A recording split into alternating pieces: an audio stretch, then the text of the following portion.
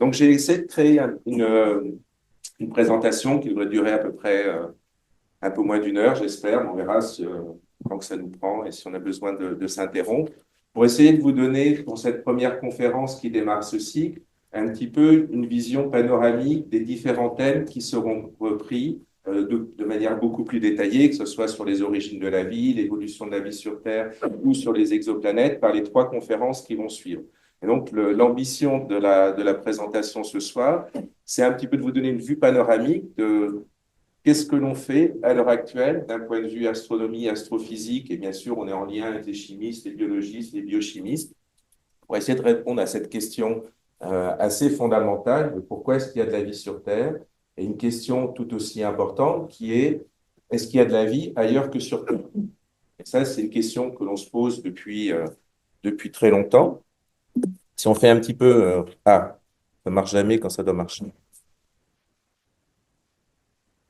Voilà. Si on fait un peu d'épistémologie sur ce point de vue, en fait, la question fondamentale de savoir est-ce que la vie est singulière ou est-ce qu'elle est multiple dans l'univers, c'est une des grandes questions scientifiques à l'heure actuelle qui est reconnue par toutes les agences de financement, que ce soit en Europe, que ce soit aux États-Unis. Je ne vais pas faire de militantisme parce que je ne savais pas que j'étais dans une soirée militante. Mais est-ce qu'il y a d'autres mondes sur lesquels la vie a émergé? Et au-delà de ça, il y a des questions aussi fondamentales mais en fait, qu'est-ce que c'est la vie? Comment elle a défini? Comment est-ce qu'elle a émergé sur Terre? Comment est-ce qu'elle a évolué sur Terre? Comment est-ce qu'elle s'est maintenue sur Terre pendant au moins 3,5 milliards d'années? Et si on reprend d'un point de vue épistémologique, c'est une des questions, même quand vous posez la question à votre grand-mère, elle a un point de vue sur cette question. Et je suis sûr que si je vous pose la question, est-ce que vous pensez qu'il y a de la vie dans l'univers? On a un a priori sur cette question. Juste pour voir, qui pense qu'il y a de la vie dans l'univers au-delà de la Terre? Levez la main. Ça serait plus facile. OK. Ah, il y a des sceptiques. Qui pensent? Relevez bien la main pour voir. L'univers, c'est vaste. L'univers, c'est vaste. OK. Qui pensent qu'on est les seuls? Il n'y a pas de vie dans l'univers. Hein? La vie est peut-être possible, mais elle n'existe pas. Non, je pose la question. Est-ce que vous pensez qu'il y a de la vie ailleurs? Est-ce que vous pensez qu'on est seul? Non. Personne ne pense qu'on est seul. OK? Il ne sait pas. Mais la vie sous quelle forme? Non, non, je pose la question. Est-ce que vous pensez que la vie telle qu'on la connaît? La vie sous quelle forme? La vie. Voilà. Est-ce que vous pensez que la vie n'existe que sur Terre ou est-ce qu'elle est ailleurs dans l'univers? On peut penser aussi qu'il y en a eu, mais qu'il n'y en a plus. On peut penser ça, mais est-ce que vous pensez qu'il y en a eu qu'il n'y en a plus? Est-ce que vous pensez donc, qu'il n'y en a pas eu que sur Terre, quoi qu'il soit arrivé? Et en fait, on a un a priori. Vous voyez, majoritairement, tout le monde dit, bah oui, bien évidemment, il y a de la vie dans l'univers. Et quand on regarde un petit peu d'un point de vue historique, en fait, c'est une idée qui remonte très très loin, dès les Grecs. Les Grecs, les atomistes, Épicure, 3e siècle avant Jésus-Christ, il a parlé d'un nombre infini d'atomes. Il a dit qu'il n'y a pas seulement les atomes qui sont infinis, donc les Grecs, ils pensaient de manière théorique, sans démarche scientifique. Il disait de la même façon, les mondes, tels qu'on les connaît, sont aussi infinis dans l'univers. Donc c'est très ancré dans la philosophie grecque qu'il y a une multiplicité des mondes et une multitude de mondes. Et vous pouvez parcourir comme ça l'histoire. Vous avez Albert le Grand, il dit que c'est une des questions les plus merveilleuses et les plus nobles de la nature. Ça, je suis entièrement d'accord, parce qu'on n'a toujours pas résolu. C'est une question fondamentale. Bruno, c'est le XVIIe siècle, même chose. Il y a une infinité de mondes semblables aux nôtres. Il a fini brûlé, pas pour cette raison, mais il pensait ça. Vous continuez, Descartes, Fontenelle, quand on commence à arriver 18e, 17e, 18e, 19e, il y a des gens qui commencent à écrire sur le fait qu'il y a une pluralité du monde. C'est une espèce d'évidence admise par tous. Même l'Église, parce que j'ai discuté, vous savez, au Vatican, il y a des astronomes, il y a 6 astronomes au Vatican, et vous pouvez discuter avec des astronomes au Vatican, c'est une question, malgré ce que l'on pense, sur laquelle l'Église n'a jamais tranché. L'Église n'a pas d'a priori sur le fait, est-ce qu'il y a eu de la vie que sur Terre ou est-ce qu'il y a de la vie ailleurs que sur Terre? C'est une question. Il y a on appelle ça les théologiens. D'un côté, les gens qui disent Dieu nous a fait à son image, donc il n'y a nécessairement que la Terre dans tout l'univers. D'autres théologiens qui ont développé l'idée que Dieu est puissant, il a reproduit ça de manière multiple. Donc il y a même au niveau de la religion catholique, il n'y a pas d'a priori sur cette question. Est-ce que le monde est est unique? Est-ce que la Terre est unique ou au contraire, est-ce que le monde est multiple? Et là, ça continue, vous arrivez même au XXe siècle. Là, la culture populaire s'est engouffrée dans cette idée. Donc la pluralité, on parle non seulement de la pluralité des mondes, mais en plus on parle aussi de la pluralité de la vie intelligente. C'est-à-dire qu'il y a l'explosion de la science-fiction dans les années 40, 50. Là, je vous ai mis quelques représentations. J'ai toujours rêvé de mettre une image de la guerre des étoiles sur une présentation. J'ai réussi à le faire aujourd'hui. Et donc, on a depuis 70, 80 ans, on a dans la culture populaire, dans les films, dans tout ce que l'on véhicule, on admet le fait que effectivement, il y a plein de mondes habités, il y a plein de vies dans l'univers et probablement plein de vies intelligentes, différentes, sur tout un tas de formes, basées sur du silicium, tout un tas de choses. Ça a même commencé à transpirer dans les années 60, 70, 80, jusqu'à très récemment, jusqu'à Hawkins en 2015, où un programme SETI, les gens se disaient, mais c'est tellement évident qu'il y a de la vie intelligente, commençons à écouter les étoiles. Donc, il y a des programmes de recherche qui ont été montés, le programme SETI, pour des grands radiotélescopes comme ça, pour voir est-ce qu'on peut capter des émissions radio des étoiles, d'autres civilisations. C'est tellement évident qu'il y a de la vie dans l'univers. Bon, il y a peut-être tellement d'étoiles, si on les écoute pendant suffisamment longtemps, on devrait réussir à entendre une civilisation, et on est presque prêt. Si je vous dis demain, il y a une civilisation extraterrestre qui arrive, vous ne seriez pas plus surpris que ça. D'accord? Tellement on est habitué à cette notion. Pourtant, la réalité scientifique en 2025, telle qu'elle se pose, c'est que donc la vie telle qu'on la connaît sur Terre, donc là, quand je vais parler de la vie pendant toute ma présentation, on parle de la vie telle qu'on la connaît sur Terre, c'est-à-dire les bactéries, les vers de terre, nous, les dinosaures, l'ensemble de la vie telle qu'on la connaît sur Terre, la vie qu'on maîtrise bien. On est incapable de la créer en laboratoire. On ne sait pas, et Philippe vous expliquera ça de manière très détaillée dans sa présentation, on ne sait pas prendre les molécules chimiques et on n'arrive pas à les mettre suffisamment complexes pour faire de l'ARN, c'est des grandes molécules de carbone, des grandes chaînes de carbone qui s'auto-reproduisent toutes seules. On n'arrive pas à construire ces molécules en laboratoire pour arriver à ce qui ressemble à un mécanisme de vie. Donc, on n'arrive pas. Ça, c'est un des grands mystères de la biochimie actuelle. C'est comment est-ce que la vie a démarré à partir de la matière inerte? Comment est-ce qu'on passe des cailloux de la Terre aux plantes? De manière chimique, comme les chimistes qui se penchent et les prix Nobel, tout le monde s'est penché sur la question. Il y a même des expériences qui sont faites. On ne sait pas. On n'arrive pas à construire de la matière vivante en laboratoire. On ne sait pas, c'est ce que Alessandro disait dans sa présentation, du coup, on ne sait pas trop comment la vie s'est développée sur Terre. C'est-à-dire qu'on sait que la vie existe, on sait qu'il n'y a pas de génération spontanée, c'est-à-dire que la vie n'émerge pas. Ça, depuis Pasteur, on sait que la vie, à partir de rien, n'émerge pas. Donc, il n'y a pas de création de vie. On n'a pas isolé sur Terre un endroit où la vie est en train de se créer, une espèce de mare où tout d'un seul coup, toutes les molécules se mettent et puis il y a des choses qui ressortent. La vie ou le démarrage de la vie sur Terre, ça s'est passé il y a très longtemps, très tôt dans l'histoire de la Terre, dans des conditions très différentes de ce que l'on connaît maintenant, mais cette étincelle initiale n'existe plus. C'est quelque chose, la vie a démarré, elle se poursuit depuis 3,6 milliards d'années, probablement presque 4 milliards d'années, mais on ne sait pas comment elle a démarré, on ne sait pas dans quelles conditions. Et l'autre chose, puisqu'on quand même, on a exploré le système solaire, on regarde un petit peu partout. Troisième fait scientifique irréfutable en 2025, c'est partout on a regardé dans le système solaire, on a trouvé, pour l'instant, aucune trace de vie. Alors, aucune trace de vie, je ne vous parle même pas, est-ce qu'on a trouvé des petits bonhommes verts ou gris ou violets ou des formes de vie compliquées. On n'a pas trouvé de molécules suffisamment complexes, c'est-à-dire même des fragments d'ADN, c'est-à-dire des longues chaînes de carbone qui soient représentatives de ce que la vie aurait pu être. On n'en a aucune. Donc, malgré notre intuition qu'on partage tous, hein, c'est-à-dire la vie pullule sur Terre, on est persuadé que c'est nécessairement, il n'y a pas de raison pourquoi ça devrait se passer sur Terre. Quand on regarde de manière objective, de manière scientifique, est-ce que je peux faire une expérience pour créer la vie? On n'y arrive pas. Est-ce qu'on a une idée de comment ça a démarré sur Terre? On n'a pas trop d'indices, on ne comprend pas trop quels sont les ingrédients qui ont été mis en jeu. Et quand on va regarder en dehors de la Terre, maintenant on commence à se balader un petit peu sur les planètes, pour l'instant on n'a rien trouvé.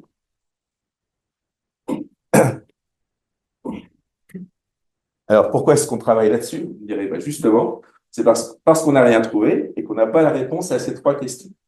Et donc, chercher la vie, donc ce thème générique d'essayer de comprendre l'origine de la vie sur Terre, est-ce qu'il y a de la vie dans l'univers, on appelle ça, c'est la question de la pluralité du monde, début du 21e siècle, en fait, c'est ça de l'astrobiologie. Alors l'astrobiologie, parce que on regarde la partie astronomie, on regarde la potentialité d'avoir de l'activité biologique sur différents objets.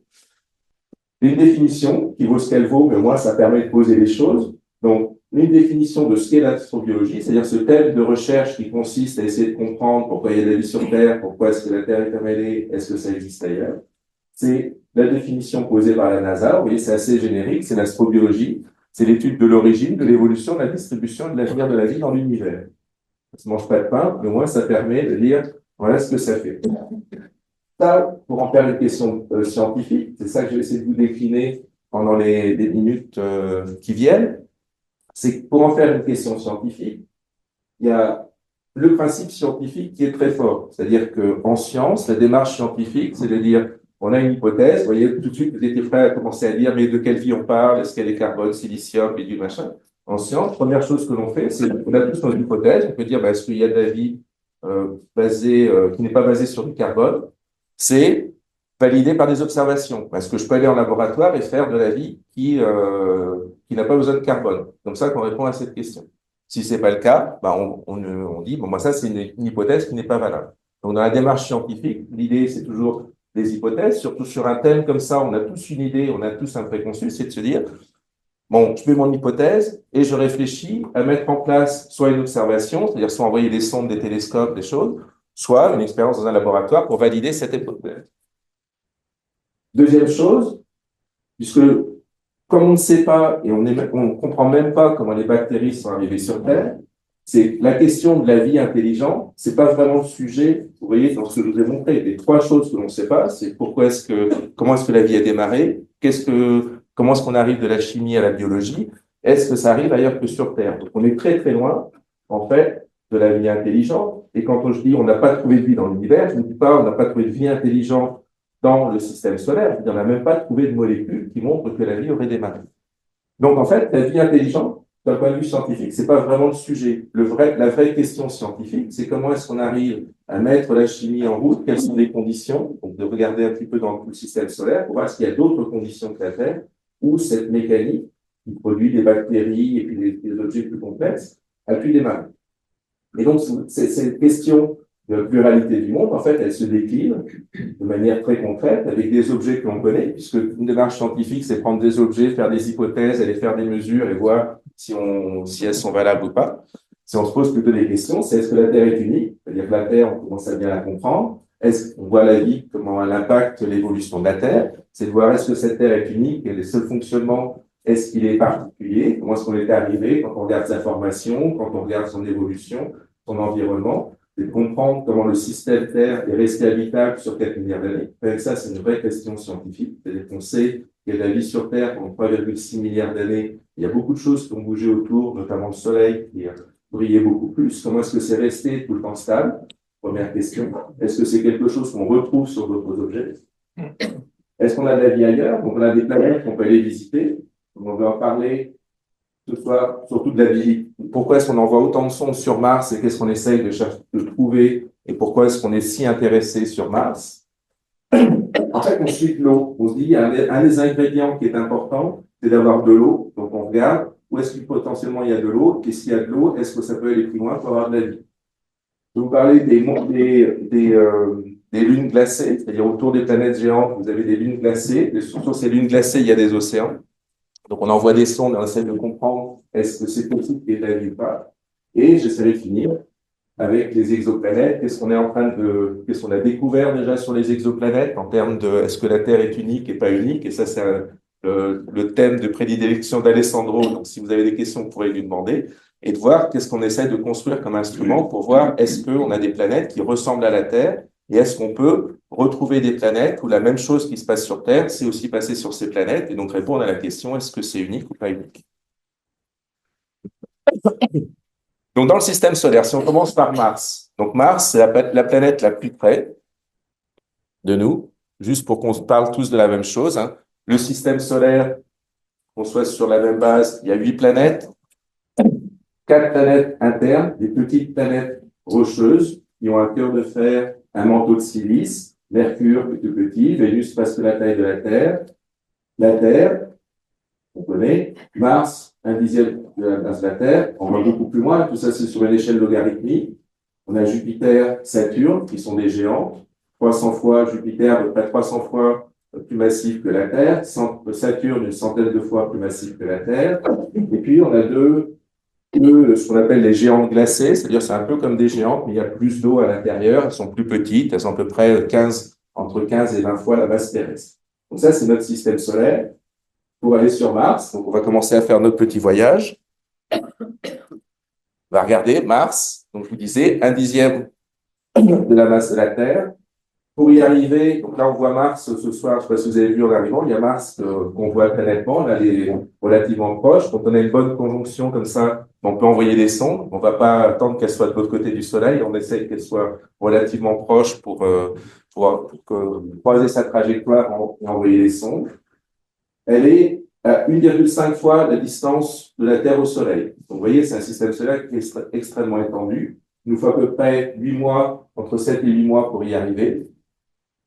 Sa particularité, elle est toute rouge, très peu d'atmosphère, une petite atmosphère de CO2 extrêmement peu tenue, température de surface. Donc déjà, vous pensez, si on pense qu'est-ce qu'il y a sur Terre, il y a de l'eau liquide, où est-ce qu'on trouve de la vie dans de l'eau liquide? Mars, vous voyez, bon, déjà, il n'y a pas d'eau, parce que c'est tout rouge, on sait que c'est du fer hydraté, des oxydes de fer, et les températures moyennes sont très très basses. La température moyenne à l'équateur, c'est moins 63 degrés. Alors, il y a des variations de température, mais actuellement, juste à première vue, comme ça, on se dit, bon, ben, Mars est clairement pas habitable. Pourquoi est-ce qu'on s'est intéressé? Parce que là, je vous ai mis une image. Ce sont toutes les sondes qui ont été envoyées sur Mars depuis 1960. C'est-à-dire, dès qu'on a commencé à envoyer les sondes, on est allé sur la Lune, mais on est surtout allé beaucoup sur Mars. Pourquoi est-ce qu'on est allé beaucoup? On a à peu près tout fait sur Mars. On a envoyé une soixantaine de sondes avec un taux de succès qui était proche de celui de SpaceX. C'est peut-être pour ça qu'il y en avait autant. Il y en a 50 qui ont réussi à arriver soit en orbite, soit à atterrir sur Mars. À l'heure actuelle, on a 10 sondes opérationnelles autour de Mars. Donc, c'est-à-dire qu'on a des sondes qui sont autour de Mars, qui caractérisent l'atmosphère, les variations, la composition de l'atmosphère, ces variations. On a 2 rovers qui parcourent Mars. Donc, on a 2 rovers qui sont en fonctionnement et qui se baladent sur Mars. Par contre, les gens savent un petit peu moins, les gens qui sont familiers avec ce que l'on fait sur Mars, c'est qu'on a parcouru, donc on a des rovers depuis au moins trentaine d'années sur Mars, quarantaine d'années. Je crois que le premier rover, c'est fin des années 80. On n'a parcouru que 100 km à la surface de Mars. C'est un milieu extrêmement hostile, c'est-à-dire qu'il fait froid, il y a une variation de température, le sol est extrêmement abrasif. C'est des petits rovers qui sont télécommandés de Terre. Et donc, vous voyez, en plusieurs décennies, on n'a parcouru que 100 km. Donc, on a exploré Mars, mais pas tant que ça. C'est-à-dire qu'on connaît bien Mars, mais on n'a pas beaucoup exploré Mars. Alors, par contre, on a des photos fantastiques. Regardez, vous voyez, est-ce que ça se déclenche? Regardez, ça c'était en décembre. Ça, c'est une photo qui vient d'être publiée du rover Perseverance. Et vous voyez que la surface de Mars, quand on regarde comme ça, on dit, ouais, c'est pas trop éloigné de ce que l'on a sur Terre. On voit quand même une certaine similitude. On se dit, bah, s'il y avait un petit peu d'eau, ça devrait pouvoir se rapprocher de la Terre. Et potentiellement, oui, on voit un paysage presque familier. Donc là, on se dit, Mars, c'est peut-être un bon candidat. Vous êtes tous d'accord avec ça? On voit ça. Non seulement c'est joli, donc ça, c'est une photo qui coûte très, très cher. Hein. Mais comme c'est vos impôts, c'est important qu'on vous la montre. Parce que c'est des impôts collectifs bien utilisés. Vous voyez, c'est des impôts bien utilisés, collectifs, de cette magnifique paysage martien. Et donc, quand on regarde Mars, vous voyez donc toute cette physiologie, on voit des montagnes, on devinerait presque des lacs. Quand on regarde de plus près, on voit en fait que Mars, il y a eu de l'eau liquide à la surface. C'est-à-dire qu'on regarde, vous voyez, c'est ça, ce sont des images de Mars, hein, même, vous voyez, là, clairement, ça ressemble à des lits de rivière. Même chose ici. Ça, c'est un peu la cartographie de Mars. Il y a un petit côté qui est un peu plus bas ici, mais donc il y a beaucoup de volcans, il y a des grands volcans, les plus grands volcans du système solaire sont sur Mars. Et clairement, à un moment donné dans l'histoire de Mars, il y a eu de l'eau. Ce que l'on sait, avec ces impacts, vous voyez, je vous montrais cette photo-là, ce qu'on voit des impacts d'astéroïdes, et avec ces impacts, on arrive à peu près à dater la surface de Mars. Contrairement à la Terre, il y a toute la tectonique, les plaques bougent, et donc il y a un recyclage de la surface de la Terre. Donc c'est pour ça qu'on n'a plus de traces de ce qui s'est passé il y a 4 milliards d'années. Sur Mars, on date cette surface à 4 milliards d'années. C'est-à-dire que c'est une surface qui n'a pas bougé depuis le début du système solaire. Donc là, vous avez des indications, on se dirait, le paysage a l'air de ressembler à celui de la Terre. À un moment donné, il y a eu de l'eau sur Mars en abondance. Donc ça, c'est des rivières qui étaient là il y a 3,8-4 milliards d'années au début.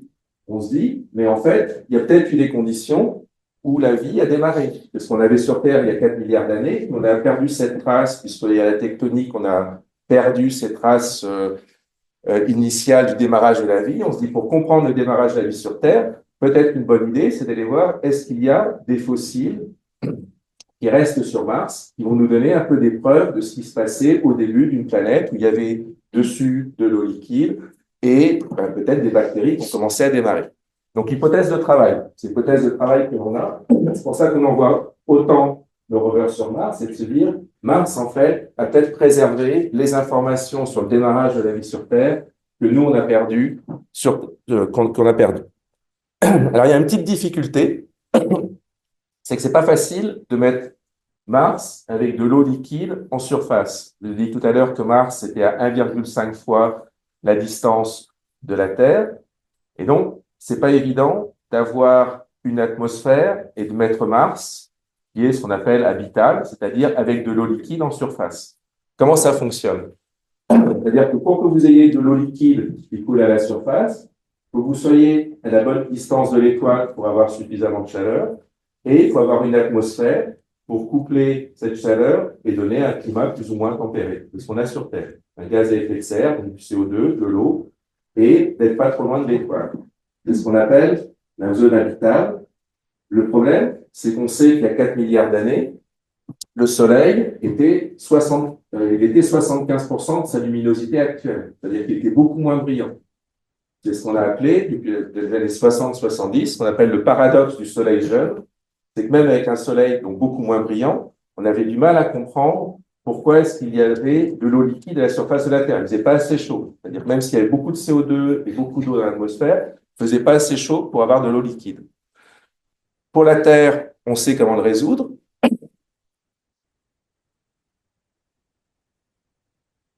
Pour la Terre, on sait comment le résoudre. Donc, on résout le paradoxe du Soleil jeune en disant, ben, la Terre, il y a 4 milliards d'années, il y avait beaucoup plus de CO2 dans l'atmosphère que maintenant. Et on est allé creuser, on a trouvé des traces géologiques qu'effectivement, sur Terre, il y avait 300 fois la teneur en CO2 actuellement. Donc, le CO2, gaz à effet de serre, avec un soleil moins brillant, ben, ça permet d'avoir de l'eau liquide à la surface de la Terre.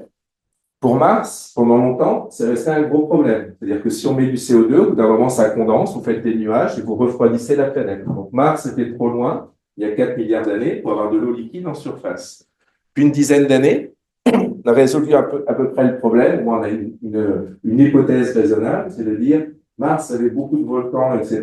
Donc il est possible qu'il y ait beaucoup d'hydrogène dans l'atmosphère. Donc c'était une atmosphère de CO2 avec de l'hydrogène. Et avec ça, on arrive à avoir des températures où l'eau est liquide en surface. Donc, on résout le paradoxe du Soleil jeune pour Mars, et maintenant, on a une bonne hypothèse pour dire, voilà comment on peut avoir de l'eau liquide à la surface de Mars.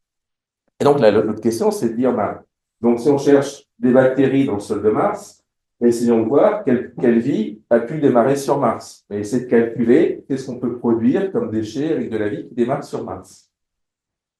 Ça, c'est mes extraterrestres. Vous voyez, c'est bien loin de ce que je vous montrais tout à l'heure. Quand on regarde qu'est-ce qu'il y a pu avoir comme vie sur Mars, on regarde quelle est l'histoire de la vie sur Terre, et on se dit, il y a 4 milliards d'années, on sait qu'on avait ces microbes qui fonctionnaient sans la lumière. C'est des microbes, donc c'est ce qu'on appelle des kémiotropes, c'est-à-dire qu'ils travaillent avec juste de la chimie, juste avec des molécules chimiques, avec de l'hydrogène, du méthane, du CO2. Ils travaillent hydrogène, CO2, et ils donnent du méthane. On a des traces de ça sur Terre. Donc on se dit, si la vie a démarré sur Mars dans ces bonnes conditions, très rapidement, ben, ces bactéries ont pu se former.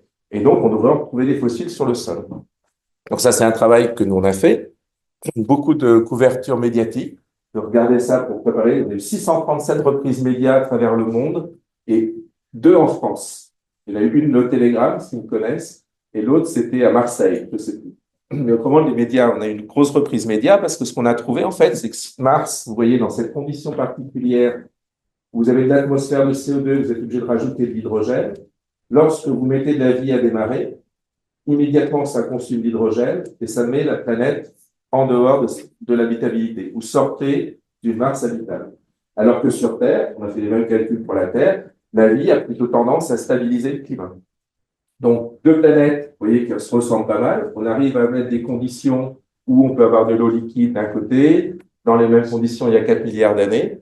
Lorsqu'on fait les simulations et qu'on commence à travailler comment est-ce que la vie va se développer, tout de suite, la vie fait sortir, pour Mars, fait sortir la planète en dehors de cette région d'équilibre. Alors, vous voyez, ça fait ça, c'est-à-dire qu'on démarre comme ça, on dit, OK, là, dans les ports, il y a de l'eau liquide, et immédiatement, vous mettez la vie à travailler, et en quelques centaines de millions d'années, ça commence à regeler la surface et à faire disparaître la possibilité que Mars soit habitable pendant une période beaucoup trop longue. Donc, 2 enseignements de cette histoire. Vous voyez que le fait que que la Terre soit restée habitable pendant 4 milliards d'années, ça se fait pas tout seul. C'est-à-dire que la vie peut perturber très fortement les planètes. Deuxième résultat de cette étude, c'est qu'en faisant ça, puisque vous avez tout ce terrain et ces montagnes, donc vous avez des différentes températures, donc vous allez voir, vous allez produire des fossiles en quantité différente sur différents endroits de Mars. Et ça nous a donné une cartographie où après on peut aller voir les gens qui ont des rovers et des sondes pour essayer de leur dire, voilà, où il serait peut-être privilégié d'aller creuser. On peut les creuser sur la montagne, il faut les creuser dans les lits de rivières, dans certaines rivières. Donc ça, c'est un peu le travail, vous voyez, qu'on essaye de faire pour piloter les missions scientifiques. Qu'est-ce qu'il y a eu cet été? Il y a eu, je ne sais pas si vous avez suivi ça, c'était au mois de juillet, il faisait très chaud à Nice, hein. Mais fin juillet, la NASA a sorti cette image de Persévérance. Donc Persévérance, c'est un robot qui est sur la surface de Mars, qui creuse des échantillons et qu'on espère ramener un jour. Il y a cette photo qui est très troublante. Et on a une imagination formidable. Dès qu'on a une photo qui est un petit peu en dehors de l'ordinaire, là, tout le monde s'excite en disant, on a peut-être une découverte. Les Américains sont très, très forts pour ça. Ils ont toujours trouvé plus d'eau sur Mars que les Européens. Et là, ils vont peut-être trouver plus de vie sur Mars que nous. Mais c'est vrai que cette photo, elle est intrigante. Parce que, donc, c'est pas loin du cratère G0, là, le gros cratère qu'il y a sur Mars. En fait, il y a des indications. Vous voyez, tout à l'heure, je vous montrais des rivières à la surface de Mars.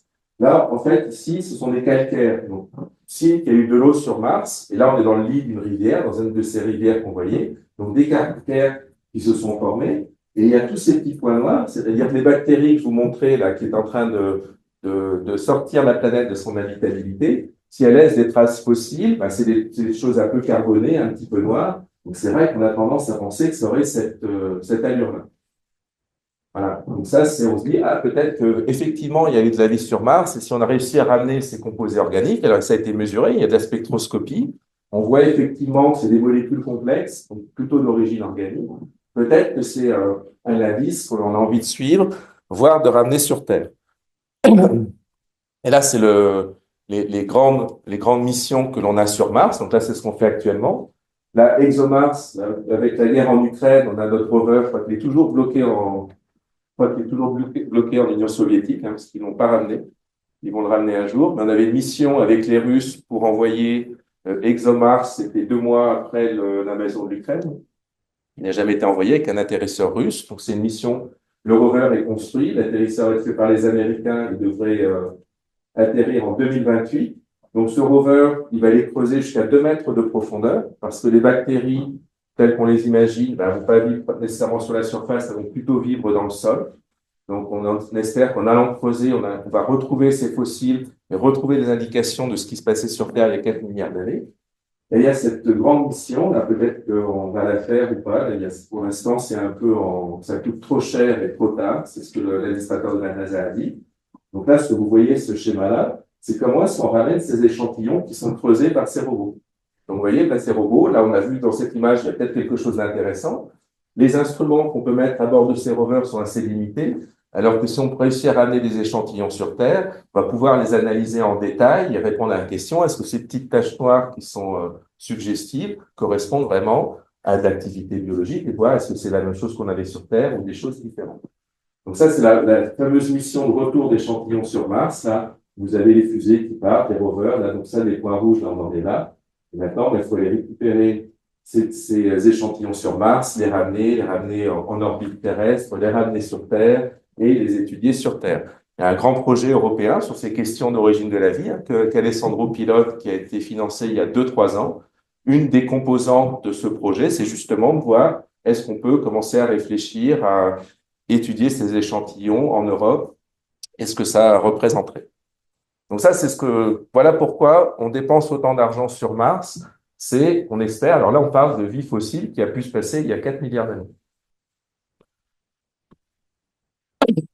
Si on va un petit peu plus loin, là, maintenant, dans le système solaire, donc, vie potentielle et 4 milliards d'années, monde océan.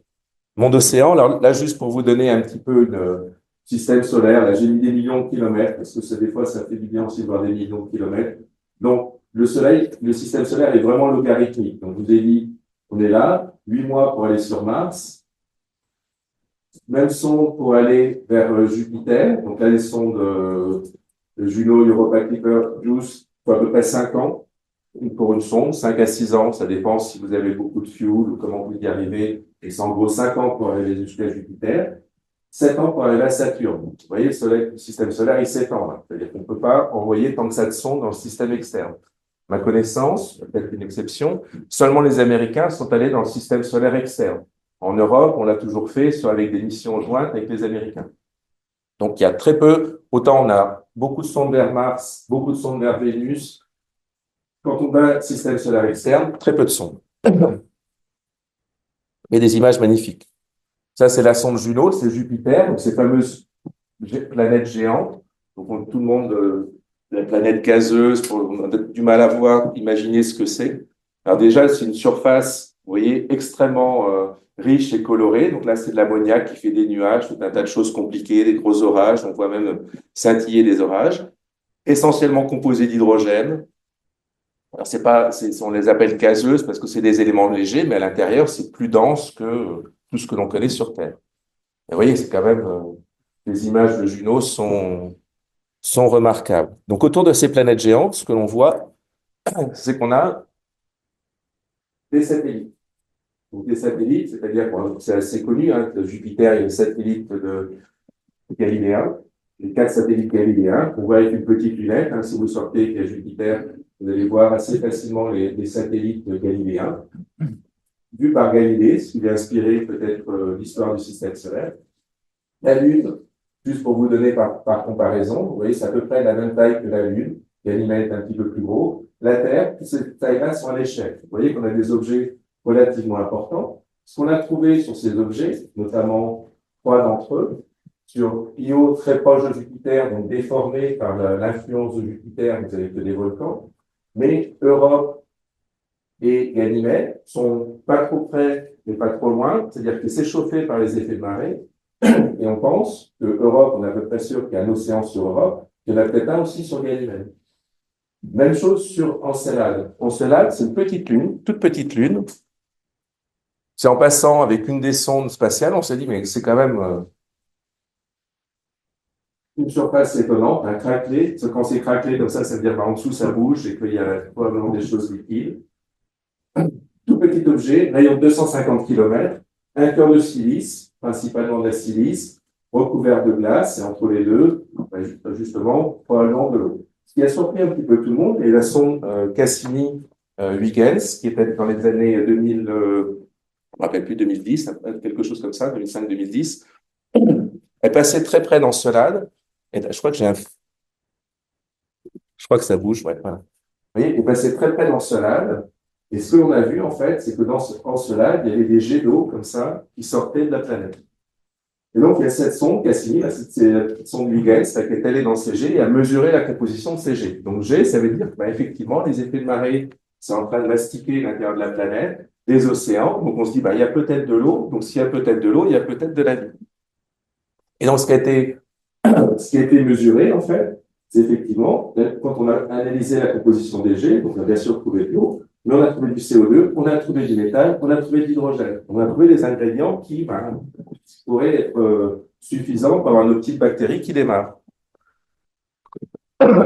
Donc une hypothèse, toujours la même démarche scientifique, c'est-à-dire on se dit, ben, OK, s'il y a de la vie, de quoi ça va avoir l'air? Bon, voilà, vous avez votre eau qui interagit avec la roche, les jets, votre petite mesure de Cassini. En fait, il y a une analogie que l'on fait sur ces lunes glacées, et on regarde toujours sur le lampadaire, on dirait, mais en fait, on regarde ce qu'on a sur Terre, on voit si ça peut se reproduire ailleurs. C'est la meilleure façon de pouvoir mesurer, de pouvoir caractériser ce qui s'y passe. Ce que l'on sait sur Terre, dans les fonds marins, donc la faille atlantique, vous avez ces cheminées hydrothermales, même type de situation, c'est-à-dire que vous avez de la roche et de l'eau qui interagit avec cette roche, qui ressort comme ça de manière très vigoureuse. On peut imaginer ça pour Encelade. Et ce que l'on voit dans ces cheminées hydrothermales, qui sont très profondes, où il n'y a pas d'eau, c'est que vous avez tout un tas de colonies de bactéries qui vivent de l'hydrogène qui est émise par ces jets. Donc, il y a tout un tas de colonies de Kirchhoff.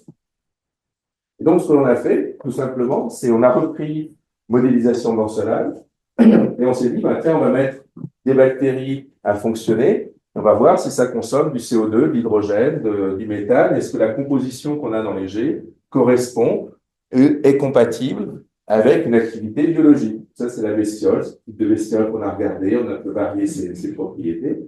Et en fait, ce qu'on a réussi à montrer, c'est que lorsque l'on regarde la composition des jets d'Encelade, on arrive à comprendre pourquoi il y a autant de CO2, un peu moins de CH4, etc., la proportion de ces différents gaz, lorsque l'on met de l'activité biologique. Lorsqu'on n'en met pas, on a pas mal de mal à expliquer le rapport entre tous ces composés. Alors là, je ne suis pas en train de vous dire que j'ai trouvé de la vie sur Encelade. Je vous arrête. Ce qu'on est en train de dire, c'est, là, on a peut-être trouvé un environnement où c'est compatible. Donc, démarche scientifique, maintenant, on est en train de dire, bon, alors, quelle est la prochaine mission qu'il faut qu'on fasse? On ne va pas se contenter parce que d'avoir une mesure indirecte avec de l'hydrogène, du CO2, du méthane, c'est pas suffisant.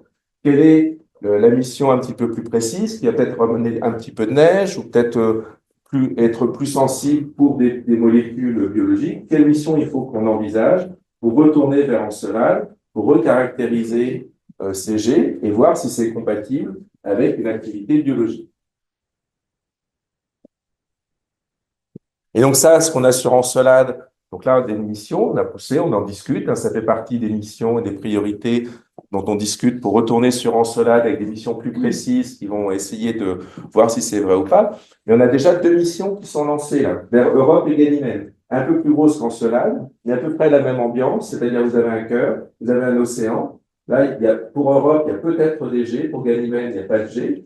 Et donc, il y a 2 missions qui ont été lancées l'année dernière. C'est Europa Clipper, mission américaine, ils sont partis après nous. Nous, c'est JUICE. On est parti avant, on va arriver après. C'est un peu toujours à voir, mais nous, on va au solaire, donc on y comprend beaucoup plus de temps. Donc, à partir de 2030-2031, ça va être la même chose autour de ces 2 lunes glacées. On va essayer de voir si vraiment il y a des océans autour de ces lunes glacées. Et est-ce qu'autour des océans, de la même façon, on peut imaginer qu'il y a de l'activité biologique pour voir est-ce qu'on a de la vie au-delà de la Terre. Donc, vous voyez, là, on a peu fait le tour du système solaire sur les derniers candidats qui nous restent où peut-être il y a de la vie en dehors de la Terre. Comme je vous disais tout à l'heure, on a un a priori qu'il y a de la vie un petit peu partout. Quand on regarde le système solaire, et là, maintenant, on s'y est pas mal baladé, on voit que il n'y a quand même pas tant que ça de candidats. Il nous reste Mars, on parle de vie il y a 4 milliards d'années. On a ce petit truc Encelade qui pourrait ressembler à ce que l'on a au fond des océans. Et peut-être Europe, Ganymède, je suis moins sûr, mais peut-être Europe. Donc, on n'a plus que 3 candidats. Moi, de mon point de vue, une des grandes découvertes de la conquête spatiale, avec toutes les sondes qu'on a envoyées, tous les parcours qu'on a fait, c'est qu'on n'a rien trouvé, en fait. On s'attendait quand même à trouver un petit peu de bactéries, un peu d'ADN, des bricoles à gauche, à droite. On n'a rien trouvé. Et on n'a rien trouvé en molécule qui a plus que 20 atomes de carbone. C'est désespérément stérile. Vous voyez, les candidats que l'on a, on regarde des petites taches noires là, sur une planète et Ça fait la une des médias. Vous voyez, votre a priori sur nécessairement il y a de la vie partout. Quand on parcourt le système solaire, on voit dans la diversité des environnements qu'il y a, ben, il n'y a pas tant que ça de candidats. Et bien sûr, encore, on cherche la vie telle qu'on la connaît sur Terre. Parce que ça va pas, quand on se dit, ben, ça pourrait être autre chose, ça va pas m'aider dans ma démarche scientifique, parce que du coup, je ne sais pas ce que je vais mesurer, je ne sais pas ce que je vais regarder. Alors, dernier candidat, c'est les exoplanètes, parce que là, on a un nouveau terrain de jeu. On se dit, bon, alors, on a fait un peu le tour du système solaire. Avec les exoplanètes, on va pouvoir, là, il y a plus de possibilités, ça devrait être plus facile. Au moins, on a compris. Alors, juste pour se situer, hein, donc le système solaire, vous avez vu, c'est assez logarithmique, hein, il faut 5-7 ans pour arriver jusqu'à Jupiter. Si on envoie une sonde pour arriver jusqu'à Pluton, la dernière, il faut 9 ou 10 ans. Ah, je crois que je l'ai marqué, 9,5 ans, ce que je ne me rappelle plus. En fait, lorsqu'on sort du système solaire, on parle en années-lumière. Alors là, vous dites, OK, il va nous refaire le coup de l'année-lumière. Chaque fois, on vous l'explique. Voilà. Je vous le refais, juste parce que ça donne une idée de l'étendue de l'univers et de l'impossibilité d'aller envoyer des sondes vers les exoplanètes. Première chose, donc ça, c'est une vue d'artiste de notre galaxie, parce que bien sûr, on n'a jamais envoyé une sonde pour sortir de notre galaxie. Donc ça, c'est ce que l'on imagine en regardant le mouvement de l'ensemble des étoiles. Toutes les étoiles que vous voyez dans le ciel, elles appartiennent à notre galaxie. Donc ça, on est dans cette galaxie qui contient plusieurs milliards d'étoiles. Le Soleil sur un bord. Quand vous regardez la Voie lactée, vous regardez vers le centre galactique. Là, vous regardez vers le centre de la galaxie. Quand vous êtes vers le sud, là, vous voyez, ça s'étend comme ça vers le Sagittaire. Donc, centre galactique. Juste pour donner une ordre de grandeur, la première étoile est alors, si on prend par rapport au Soleil, on est à 8 minutes solaires. D'accord? C'est-à-dire que lorsque vous regardez le Soleil, la lumière a mis 8 minutes pour arriver. Donc, on est à 8 minutes du Soleil en unité d'année-lumière. Pour aller jusqu'à Pluton, la planète la plus loin, là où il faut 10 ans pour une sonde, vous êtes, je vous l'ai écrit, 5,3 heures. La première étoile, l'étoile la plus proche, il vous faut 4,3 années. Si vous prenez un vaisseau, il vous faut 70 000 ans.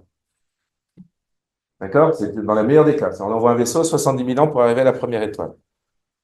On est dans cette galaxie. Le centre de la galaxie est à 26 000 années-lumière. Donc, vous voyez que l'étendue de la galaxie fait que nécessairement, on ne peut pas aller regarder de l'autre côté de la galaxie, voir ce qui s'y passe, voir s'il y a de la vie de l'autre côté de la galaxie. Un chiffre, moi, je trouve toujours surprenant. On fait le tour de la galaxie très, très vite. On fait le tour de la galaxie à peu près en 250 millions d'années. C'est-à-dire, depuis les dinosaures, on a déjà fait un tour de la galaxie. Donc, on tourne très, très vite autour de la galaxie. Ça va relativement... D'accord, Alexandre? Alors, vous voyez, donc, cette galaxie extrêmement étendue, vous avez la première étoile qui a 4,3 années-lumière. On ne peut pas envoyer de sonde. Et pendant longtemps, c'était très difficile de savoir est-ce qu'on a des planètes autour de ces étoiles. La difficulté qu'il y a à détecter ces planètes, en fait, je la résume. Donc ça, moi j'ai la version bretonne. Je suis breton, donc j'ai une version bretonne de cette animation américaine. C'est la difficulté. Donc une étoile, c'est très brillant. Le Soleil, très gros. Il faut savoir que les planètes, c'est une fraction de pourcent par rapport à la masse du Soleil. Donc vous avez un objet qui est très gros. Des planètes qui sont très petites, pas brillantes, elles font réfléchir la lumière et elles sont très collées quand même par rapport à l'étoile lorsqu'on regarde la première étoile à 4,3 années-lumière. La difficulté que vous avez, en fait, c'est, vous imaginez l'étoile, c'est le phare nucléaire chez Wesson. Votre planète, c'est quelqu'un qui avait à 1 mètre avec un briquet et vous êtes, plus ou moins, de Wesson, vous êtes pas loin de Moscou avec votre télescope à essayer de trouver la personne avec le briquet. Vous voyez, vous avez deux difficultés. Vous avez un problème de résolution. Donc, il faut réussir à distinguer ce phare et la personne qui est à côté du phare. Mais de manière plus importante, vous avez un problème de contraste. Vous savez, le contraste, quand vous prenez un appareil photo, maintenant, vous prenez votre téléphone, c'est de faire une photo avec une lumière derrière, vous voyez tout de suite, c'est noir. C'est très dur de distinguer, c'est quelque chose de très brillant, c'est ébloui. Donc, vous avez un problème de contraste. Donc, deux difficultés pour trouver des étoiles, pour faire une image d'une étoile.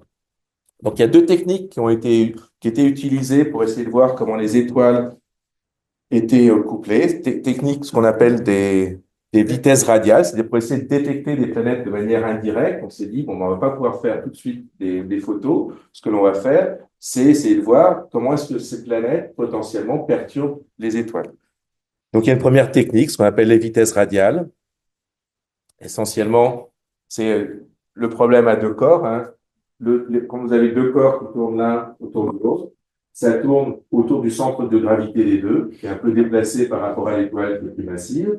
Et donc, la technique qui est assez maligne, qui est de dire, ben, si je fais de la spectroscopie et cette étoile qui va devant, derrière, ben, par effet Doppler, je vais voir bouger cette étoile, et avec le bouger de cette étoile, on va pouvoir voir la masse de la planète.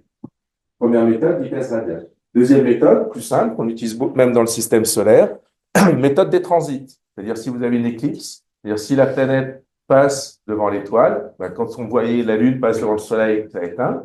Quand on a Vénus qui passe devant le Soleil, on le voit moins, mais si vous avez des instruments très précis, vous pouvez voir la variation de luminosité. Le deuxième film ne marche pas. Donc là, vous avez fait une petite éclipse, c'est-à-dire la planète passe devant l'étoile, vous regardez très précisément l'étoile, et la fraction de pourcent de changement de luminosité, ça va vous donner une indication sur la planète qui passe devant. Problème de ces deux méthodes, fin des années 80, début des années 90, on avait une vision du système solaire. On dit, bon, pour que ces méthodes marchent, il faut utiliser les grosses planètes. Ça a plus de chances de marcher si on a des grosses planètes, ça va plus tirer l'étoile, ça va plus masquer l'étoile. Donc, des grosses planètes, il faut des gros Jupiters. L'idée qu'on avait de la formation du système solaire dans les années 80-90, c'est de dire, bon ben voilà, on a un disque de matière qui s'effondre assez rapidement, vous formez les planètes, vous êtes très proche du Soleil, vous avez des planètes qui sont faites d'éléments qui résistent à la chaleur, donc principalement du fer, des silicates. Lorsque vous vous éloignez, pour faire les grosses planètes type Jupiter, il faut être assez loin de son étoile pour avoir assez de matière, assembler des gaz et faire des grosses planètes. On avait cette vision du système solaire, qui disait le système solaire se forme de manière générique. Tous les systèmes planétaires se forment comme le système solaire. On a nos petites planètes devant, les grosses planètes très très loin. Donc il faut presque 10 ans pour Jupiter ou Saturne pour faire le tour du Soleil. Vous voyez que mes deux méthodes de technique pour détecter les planètes, s'il faut attendre de voir bouger l'étoile, il faut voir l'éclipse, il va falloir que j'attende pendant 20-30 ans que la planète commence à bouger l'étoile. Donc, les gens disaient années 80-90, c'est pas possible avec ces techniques, on peut pas détecter des planètes. Et donc, pendant longtemps, on ne détectait pas de planètes. Dans les 95, Michel Mayor, qui écoutait personne, a dit, moi, je veux quand même continuer, c'est un truc sympa, je fais des étoiles doubles, on va trouver des choses. On a trouvé la première exoplanète, en fait, qui est une planète de la masse de Jupiter, très très proche de son étoile. Nous, Jupiter, il faut presque 10 ans pour qu'elle fasse le tour du Soleil. Il a trouvé une planète qui ressemblait à Jupiter, qui tournait en 4,5 jours autour de son étoile. Donc là, les choses sont pas vraiment différentes, parce qu'une planète qui tourne en 4,5 jours, si elle fait des éclipses ou si elle bouge l'étoile, vous pouvez mobiliser un étudiant qui va dire, moi, je vais regarder pendant plusieurs semaines. Vous dites, vous allez regarder comment Jupiter bouge autour de l'étoile, il faut 30 ans. Tu vas passer ta carrière à suivre l'étoile pour voir si elle bouge. Donc là, ça a un peu changé les choses. C'est-à-dire que Michel Mayor a réfléchi cette planète, ça a duré plusieurs mois, il a demandé un peu à tout le monde, est-ce que ça fait sens d'avoir une Jupiter chez proche de son étoile? Les gens y croyaient pas trop, etc. Il a refait ses mesures, il a écouté personne, il a publié. Et en fait, assez rapidement, les gens se sont dit, en fait, on a des modèles. On a vu que, effectivement, les planètes, elles restent pas où elles se sont formées. Elles ont tendance à migrer et voire même à faire des instabilités. Le spécialiste mondial, l'inventeur des instabilités planétaires dans le système solaire, donc est arrivé après ça. Mais la genèse, c'est de réaliser en fait que les exoplanètes, elles se trouvaient pas du tout où elles étaient, c'est-à-dire dans des systèmes planétaires qui ressemblent au système solaire, les petites planètes devant et les grosses planètes derrière. Nouvelle vision, d'un seul coup les gens disent, attends, faut qu'on re-regarde avec des périodes beaucoup plus courtes. Et de là, maintenant, on est à 7500 planètes découvertes autour des étoiles qui nous entourent. C'est-à-dire que maintenant, on en a partout, on en a tellement, on ne sait plus quoi en faire. Et dans quelques cas particuliers, alors toujours par ces méthodes indirectes, mais quelques cas particuliers, je vais quand même vous montrer, de voir, c'est quand même croire, je vais quand même vous montrer une vraie planète. Donc là, c'est des cas particuliers où c'est des planètes très jeunes, très grosses, très loin de leur étoile. On arrive justement à résoudre ce problème de résolution et de contraste Donc ça, c'est Beta Pictoris. Là, vous avez la planète. Vous voyez, vous avez les dates. Là, on cache l'étoile. Là, ce que vous voyez, c'est des interférences parce qu'on n'arrive pas à la cacher complètement. Et vous voyez la planète, vous voyez, qui passe derrière l'étoile et qui revient. Donc, on a des images d'étoiles qu'on confirme. Donc, majorité des étoiles, des planètes, pardon, détectées de manière indirecte, mais on a quelques images de planètes directes à l'heure actuelle. Ah, je ne sais pas que j'ai oublié de le dire. Donc, en fait, cette découverte des exoplanètes, donc quand on parlait un peu de ce système solaire, je disais qu'il y a un modèle de formation du système solaire, on pense que les grosses planètes sont derrière, les petites planètes sont devant. Ce que l'on trouve, c'est, voilà, ça c'est une représentation. Si vous avez votre système solaire avec les planètes externes, ça, ce sont toutes une représentation des systèmes planétaires découverts à ce jour. Vous voyez, complètement différent de ce que l'on a au système solaire. Donc, une des premières indications que l'on a des exoplanètes, c'est qu'en fait, les systèmes planétaires ressemblent pas du tout aux systèmes que l'on a. On a des systèmes beaucoup plus compacts, des géantes qui arrivent très proches. Donc, vous voyez, tout ça, ça prend quelques jours. Il faut zoomer pour voir à quel point les planètes sont vraiment dans des architectures complètement différentes de ce que l'on a dans le système solaire. Donc, la question qu'on se posait tout à l'heure, en fait, est-ce que la Terre, elle est unique? Est-ce que la vie sur Terre, elle est générique? Une des premières indications qu'on commence à avoir avec ces données sur les exoplanètes, alors il y a des biais instrumentaux, on n'arrive pas à détecter encore des systèmes solaires complètement tels qu'on les a. À l'heure actuelle, on peut détecter une Jupiter dans notre système solaire, je crois dans une étoile de type G. Donc on n'a pas encore détecté toutes les planètes autour de systèmes planétaires, mais clairement, les données que l'on a ont tendance à dire que les systèmes planétaires ressemblent pas du tout au système solaire. Et si on ne ressemble pas du tout au système solaire, ça veut dire aussi, il n'y a pas tant que ça au fait de situation où on a la Terre telle qu'on nous on la connaît. Et en fait, ça c'est du travail qu'Alessandro a fait. Hein. C'est quand on regarde la démographie des systèmes planétaires, si on se pose la question, mais est-ce qu'il y a des terres similaires à la nôtre? Maintenant qu'on sait qu'on a quasiment sûr qu'il y a des planètes autour de toutes les étoiles qui nous regardent, pour regarder, on sait plus ou moins à 90% qu'il y a des planètes autour de ces étoiles. Elles sont dans des configurations particulières. Et en fait, notre système est plutôt rare, et c'est une fraction de pourcent, c'est 0,1%. C'est-à-dire le système solaire représenterait 0,1% à l'heure actuelle des systèmes planétaires que l'on a découverts. Vous voyez, là, donc ça nous aide pas. C'est-à-dire qu'on démarre en se disant les exoplanètes, on va trouver plein de planètes comme à la Terre, on va voir si elle est unique ou pas unique. À tel point qu'il y a un changement de paradigme, c'est qu'on avait conçu une mission il y a une dizaine d'années, la mission Plateau, qui va partir il y a 2 ans, qui était de dire, on va les compter, combien il y a de planètes qui ressemblent à la Terre autour des étoiles, maintenant qu'on sait qu'il y a des exoplanètes. À l'heure actuelle, on prédit que cette mission va peut-être en trouver qu'une ou deux, dans le meilleur des cas, peut-être 0. Donc, la Terre telle qu'on la connaît, déjà, vous voyez, le postulat de base, est-ce que la vie est répandue? Déjà, la Terre telle que nous on l'a, dans une étoile similaire à la nôtre, est extrêmement rare. On va pas se décourager, parce qu'il y a un chiffre important, donc peut-être qu'on va le céder. Donc, ce que l'on fait à l'heure actuelle, donc on se dit, bon, il n'y aura pas beaucoup de planètes qui ressemblent à la Terre, c'est-à-dire d'une étoile qui ressemble au Soleil avec la Terre qui est à peu près la même distance, la même configuration.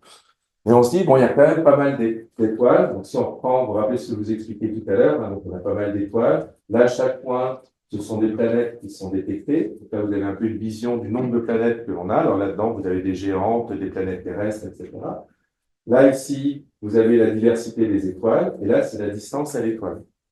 Et donc, vous voyez, dans cet échantillonnage-là, on peut se dire, il y a des planètes qui devraient être à la bonne distance, ou si elles ont la bonne atmosphère, pourquoi pas, on pourrait aussi avoir de l'eau liquide à la surface, et puis avoir de la vie qui démarre. Donc ça, c'est ce qu'on appelle la fameuse zone habitable. Vous voyez dans les médias, on a découvert des potentiels Terre ou une potentielle jumelle à la Terre. En fait, ce que l'on fait, c'est juste ça. C'est trouver des planètes qui sont à la bonne distance, ou si leur atmosphère et de la bonne composition. Si on a l'atmosphère et c'est les bonnes compositions, on va pouvoir voir si elle ressemble à la Terre et voir éventuellement s'il y a de la vie sur Terre. Et ce que l'on fait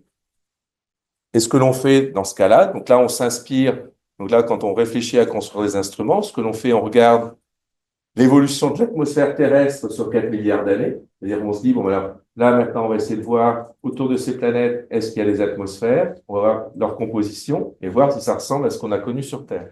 Donc, c'est un peu le modèle que l'on prend, c'est de se dire, ben voilà, là, c'est en milliards d'années, hein, l'évolution. Voilà comment la Terre, l'atmosphère de la Terre a évolué sur 4 milliards d'années. Vous disiez tout à l'heure, pour que le Soleil, enfin, pour que la Terre soit restée habitable pour 4 milliards d'années, on a un cycle qui permet d'absorber le carbone pour que ça reste habitable. C'est un peu magique, hein, c'est-à-dire que le carbone a décru par un facteur de croissance sur 4 milliards d'années. Ça, ce sont des données géologiques. Donc, on a la concentration de CO2 sur la Terre sur 4 milliards d'années. Et on a des concentrations de méthane. Là, les bactéries que je vous montrais, elles ont produit beaucoup de méthane dans l'atmosphère. Donc, il y a 4 milliards d'années, il y a beaucoup de méthane dans l'atmosphère, beaucoup de CO2, pas d'oxygène. S'il y a une trace de vie ou d'impact de la vie sur l'atmosphère terrestre, c'est l'oxygène. Vous savez que sans la vie, vous n'avez pas d'oxygène sur Terre. Oxygène, la Terre a démarré avec 0 oxygène. On appelle ça la grande oxydation, c'est-à-dire qu'il y a 1% d'oxygène qui est apparu d'origine biologique, hein, c'est-à-dire c'est les bactéries, les cyanobactéries qui ont commencé à démarrer la biologie. Extinction massive, parce que c'est un poison, l'oxygène, grand plateau pendant 1 milliard d'années, et un deuxième saut à 20% que l'on connaît maintenant. Donc, évolution de l'oxygène. Donc là, c'est un petit peu ce qu'on a dans l'histoire de la Terre. Donc, on se dit, on va essayer de construire des instruments pour voir est-ce qu'on a des planètes là, dans cette zone habitable qui sont à la bonne distance de leur étoile, pour voir est-ce qu'elles ont des compositions d'atmosphère qui ressemblent à ça. Et donc, de ces compositions atmosphériques, on se dit, ben, tiens, voilà peut-être un candidat. Si ces planètes, on sait que l'oxygène sur Terre, c'est dû à l'activité biologique, on se dit, ben, si on trouve une planète qui est dans la zone habitable avec du CO2, c'est-à-dire on se dit, ben, tiens, il y a de la bonne température, les indices qu'il y a d'autres planètes telles que la Terre, ben, ça va peut-être être le fait qu'il y ait de l'oxygène dans l'atmosphère. Donc ça, c'est un peu le jeu dans lequel on est en train de se lancer maintenant. Ça, c'est ce que Vivien va vous expliquer beaucoup plus en détail. Et là, c'est tous les instruments qu'on construit. Hein. Donc là, il y a le télescope James Webb qui commence à faire des caractérisations des atmosphères de ces exoplanètes pour voir est-ce que ça correspond, est-ce qu'il y a du CO2, est-ce qu'il y a de l'eau, est-ce qu'il y a de l'oxygène. On est en train de construire ce très grand télescope au Chili, 37 mètres de diamètre, pour justement commencer à faire de l'imagerie directe de ces planètes, c'est-à-dire avoir un instrument suffisamment gros pour faire la séparation et faire des photos et pouvoir avoir une meilleure caractérisation des atmosphères. Et on est en train de réfléchir en ce moment au prochain télescope spatial, beaucoup plus grand que le GWST, pour pouvoir encore une fois revenir et essayer d'avoir la composition de ces exoplanètes pour voir s'il y a quelque chose qui ressemble à la Terre dans notre environnement proche. Bien sûr, ça on le fait autour des étoiles qui sont proches de nous. On ne peut pas construire d'instruments qui vont aller regarder de l'autre côté de la galaxie. On le fait autour de nous sur une centaine d'années-lumière dans notre périphérie. Donc voilà, c'est le petit voyage que je voulais vous faire aujourd'hui pour dire où est-ce qu'on en est sur la recherche de la vie dans le système solaire et essayer de répondre à la question, est-ce qu'on est tout seul ou pas? Et vous voyez que pour l'instant, on a tendance à ne pas trouver d'éléments qui aillent d'un côté, qui suit votre intuition, qui est de dire, il y a peut-être de la vie partout. En fait, là, pour l'instant, on rame un peu. On pousse un peu plus loin, mais on dépense bien votre argent pour faire des nouveaux instruments. Et on va essayer de répondre à cette question. Est-ce qu'il y a de la vie ailleurs que sur Terre? Et est-ce qu'il y a d'autres planètes qui ressemblent à la Terre? Ou au contraire, est-ce que la Terre, c'est quelque chose d'un petit peu plus unique et un peu plus particulier qu'on aimerait le croire, que même les philosophes grecs nous ont mis dans la tête hein, depuis 2500 ans, et que c'est très possible. Hein, je crois qu'à l'heure actuelle, il n'y a pas d'indication d'un côté ou de l'autre. Hein, il est très possible que la vie telle qu'on la connaît sur Terre, ben, ça soit peut-être une caractéristique très particulière de la Terre. Ce ne soit pas quelque chose d'aussi générique qu'on le pense. Voilà.